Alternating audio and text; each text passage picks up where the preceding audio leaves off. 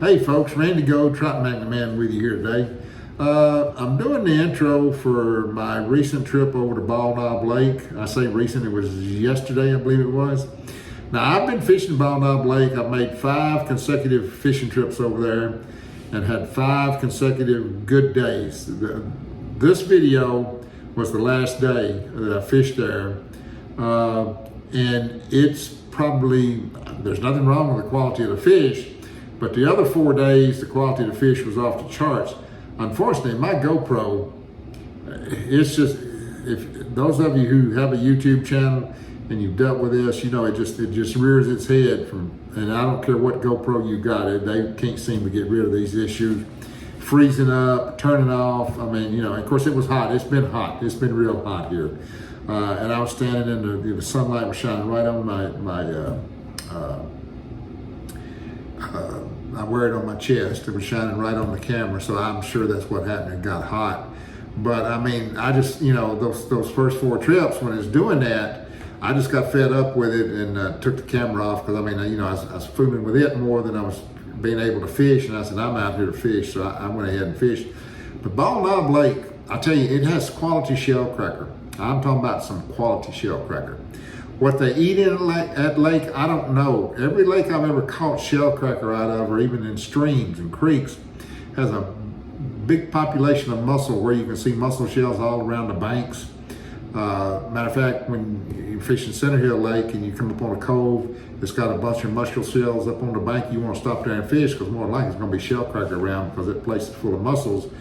But what they're eating in Bald Knob Lake, I don't have a clue because my buddy Ron took me out on that lake twice. We went all around the lake. I didn't see the first mussel shell, not at the boat ramp, not on the bank, you know, where it's shallow. I didn't see any. So I don't know what they're eating, but I can tell you this, they're a healthy shell cracker. They're very healthy. And they're also colored up really, really good in that lake.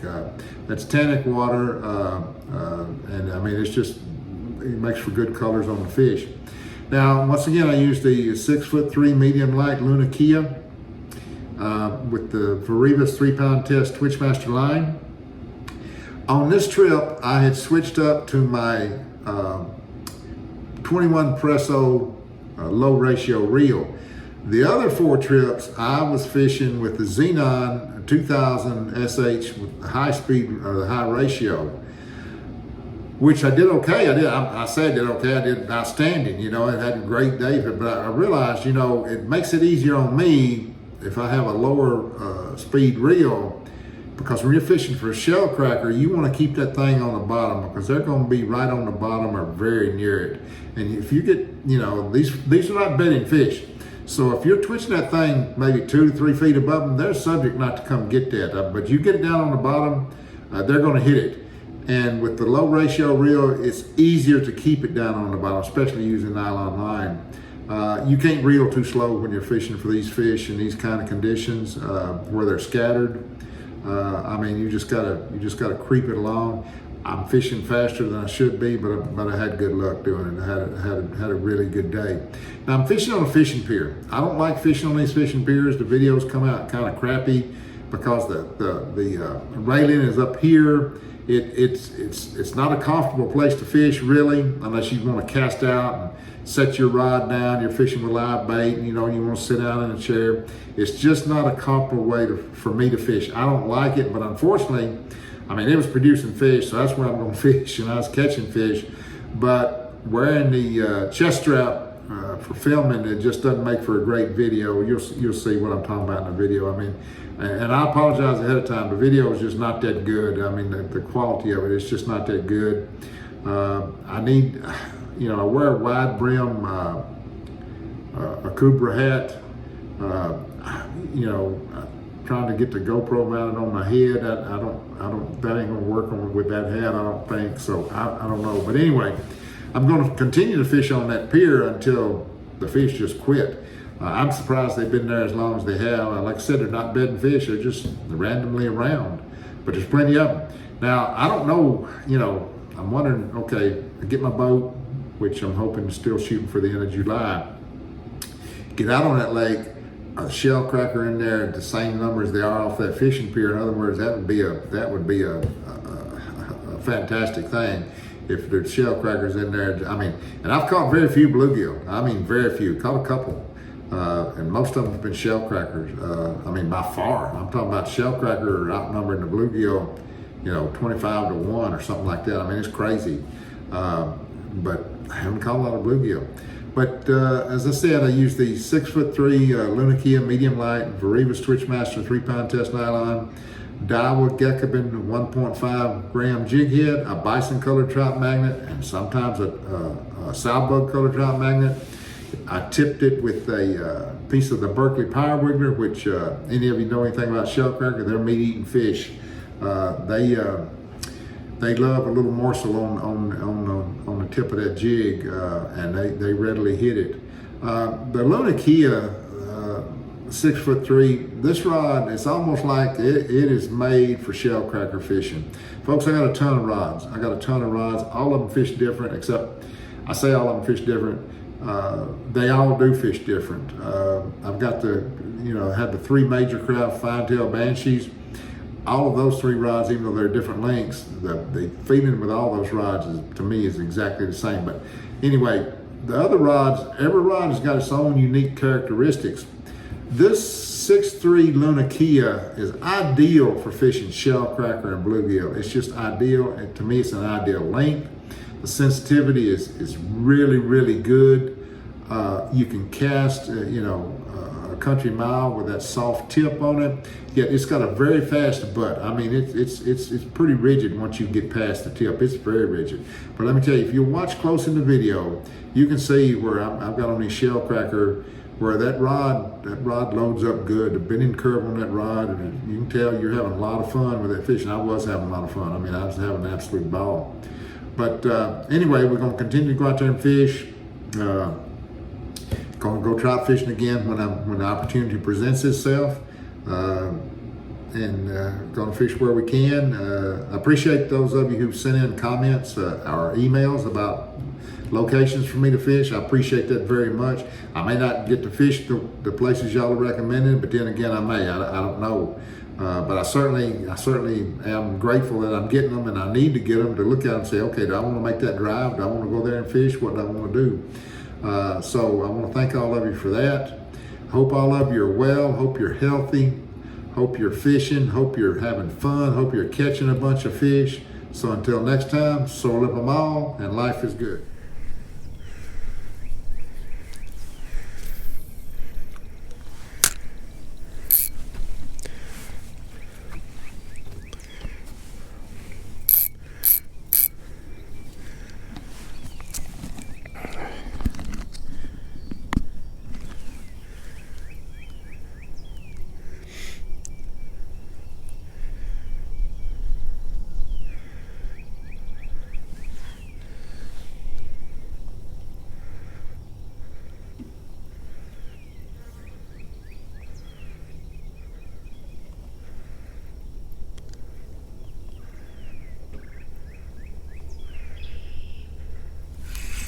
Here we go. Here we go, folks.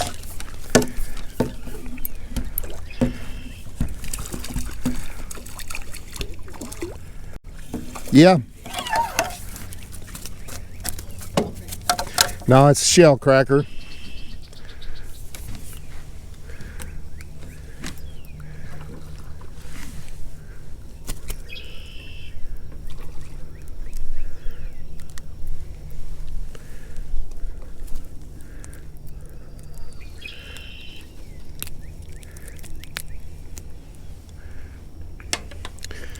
Now folks, that's about an 8-inch shell cracker. I've been catching a lot of shell cracker out here. Most of them much bigger than this one, but we're gonna see what we can do today and hope we can catch a bunch. So let's get him back in the water.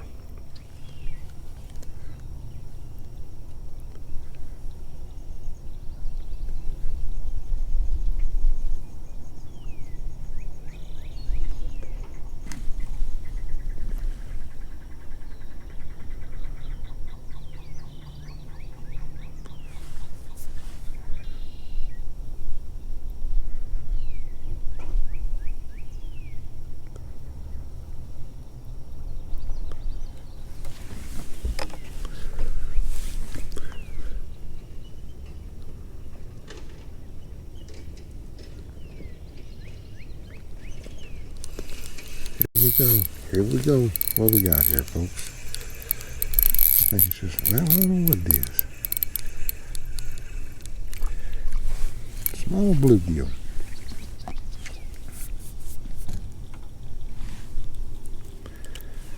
Small bluegill. All right. Here it is, folks. Ball Knob Lake. All its glory. And there is some fish in it. There's a whole bunch of shell cracker in it, no doubt about it. I say a whole bunch. I'm yet to determine that, but I don't know. I know I didn't find a lot of beds when we were out here before, but a lot of bird life out here too. All kind of birds. I saw an eagle out here 3 weeks ago, something like that, 2 weeks. Red-winged blackbirds, cardinals, you name it, the birds are out here. So anyway, I'm going to get back to fishing and see if I can get on some more fish.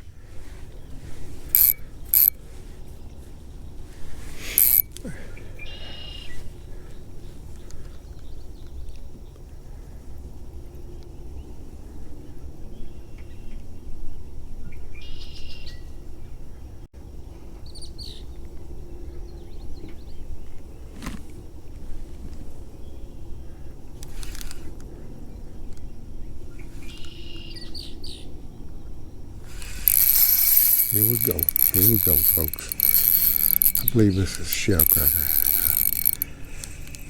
Hard to tell. Let's see.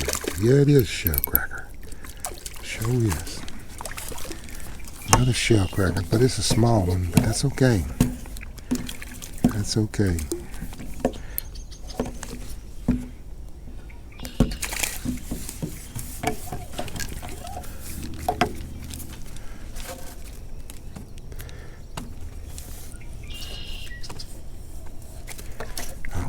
Take a look at him. Yeah, he's a small shell cracker.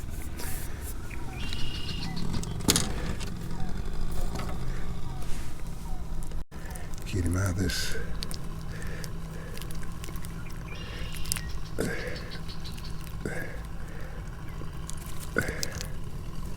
There he goes. Another juvenile. But hey, that's okay. Give me plenty of fun. That's a fact. Let's get him back.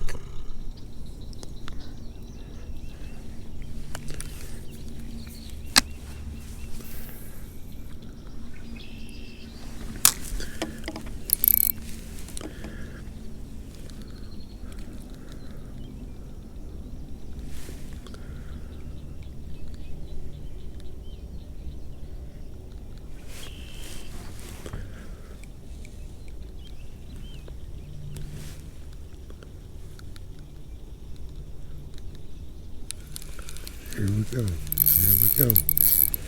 Here we go. That's better fish here, folks. Well, I say that. Yeah, he's better. Yeah, it's better fish. Well, not really.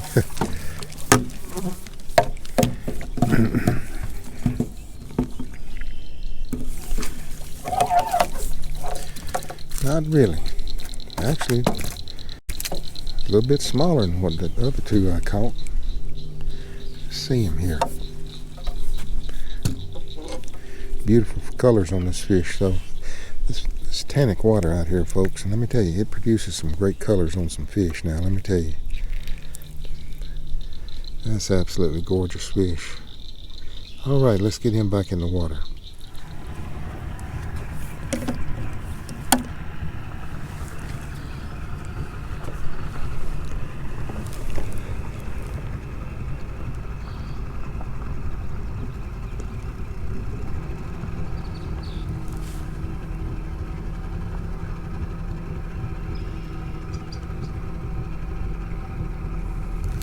There we go. Here we go. Here we go, folks. I think it's another shell cracker. I don't know how big he is. He's cutting up. He's pretty good fish. He's pretty good fish. Yes, sir. He's pretty good fish. Yes, sir. What you talking about? Shoot fire.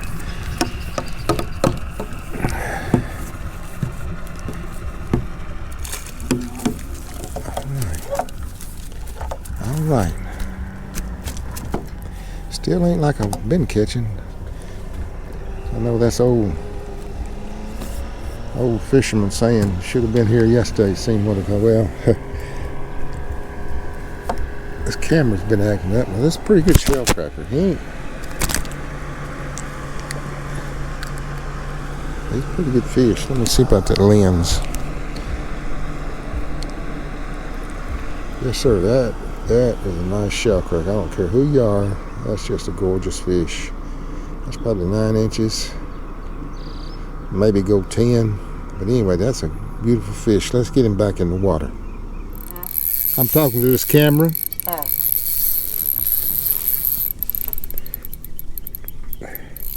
Oh yeah, this is shooting fire. What you talking about?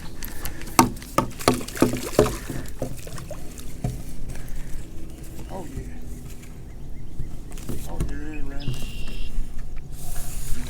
Oh yeah. I got 20 of them like that, but that never put my brain. All right.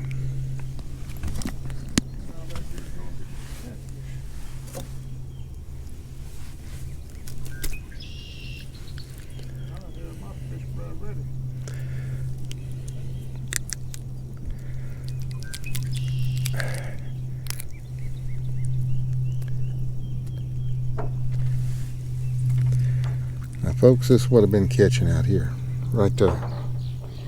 That's what I've been catching right there, folks. All right, let's get him back.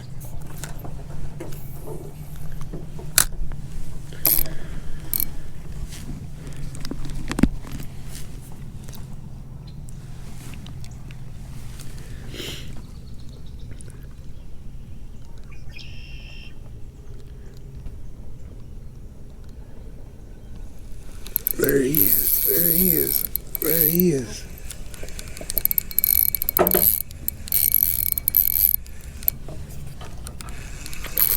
Yes, sir. What you talking about? What you talking about now, folks? Yes, sir. At first I was wondering, why does Randy need a net? You can just flip them over, but then I thought about it and said that 2-pound test, you can't flip them like that. Yeah, you're using 2-pound test. Yeah, so I got this little old light 4-pound test is so soft, I got that net. Now I know why he got that net.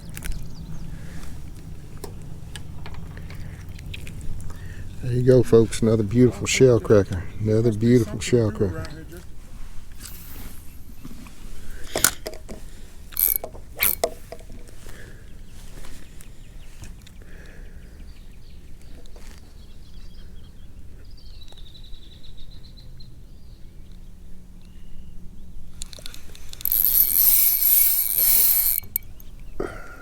Come on up in here.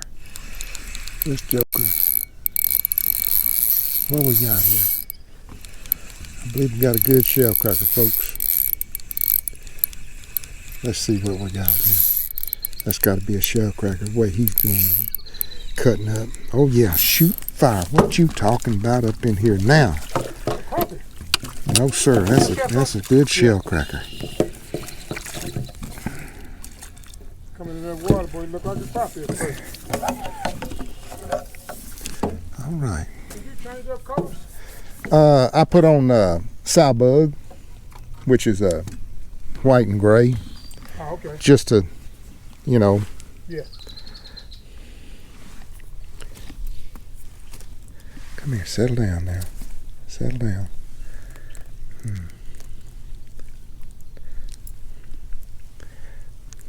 Oh, you changed up and went right in that one. It did.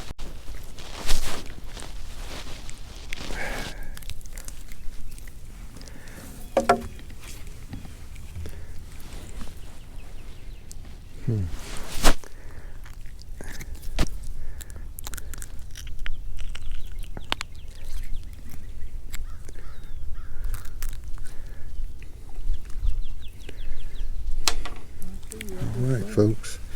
Another beautiful fish. Another gorgeous fish. All right. Let's get him back in the water.